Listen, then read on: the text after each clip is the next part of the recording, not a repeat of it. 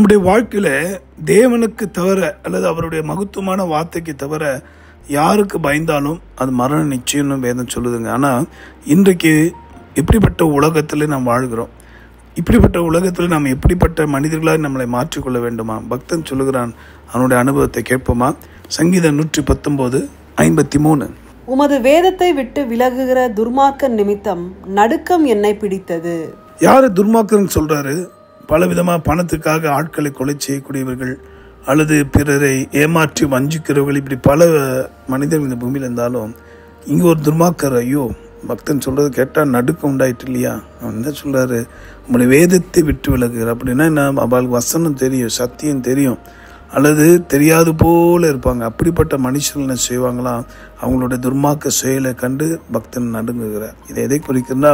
இதை கேட்குற அன்பர்களே, நாமும் கூட இந்த பொல்லாத உலகத்தில் வாழ்கிறோம். ஆனால் நமக்குள்ளே தேவ பயம் இருக்குமானால், தேவனை அறிகிற அறிவில் வளர்வோமானால், நிச்சயமாய் நமக்கும் இந்த ஆவிக்குரிய நல்ல ஒரு விசேஷித்த அனுபவத்தை தருவார். எப்படி நடுக்கம் உண்டாகும்? அதே போல வார்த்தைக்கு பயந்து நடப்போம். ஆண்டு உங்களையும் உங்கள் குடும்பத்தையும் சிறப்பாய் வைப்பார். ஜெபிக்கலாமா? அன்புள்ள ஆண்டவரே, இந்த வசனத்தை கேட்டு துர்மார்க்கர்கள் பைபிள் தெரிந்து, வசனம் தெரிந்து, சத்தியம் தெரிஞ்சு இன்னும் ரட்சிப்புக்கு ஒப்பு கொடுக்காமல், அல்லது உங்களுடைய வசனத்தின்படி ஞானஸ்தானத்துக்கு அர்ப்பணிக்காமல், பரிசுத்தாவின் வல்லமை பெறாமல், அல்லது உங்களுடைய அழைப்பை ஏற்றுக்கொள்ளாமல், சுவிசேஷ பாரம் இல்லாமல் வாழ்ந்து கொண்டிருப்பார்கள். நான் மன்னியும் அப்பா. துர்மார்க்கரை போல இருக்கிற அந்த தன்மையை மாற்றி நீதிமான்களாய் மாற்றும். இந்த வார்த்தையின்படி ஆசீர்வதியும். ஆமேன். உங்களுக்காக திருப்பணி என்று ஜெபிக்கிற உங்கள் அன்பு சகோதரன் மணி ஐயர். God bless you.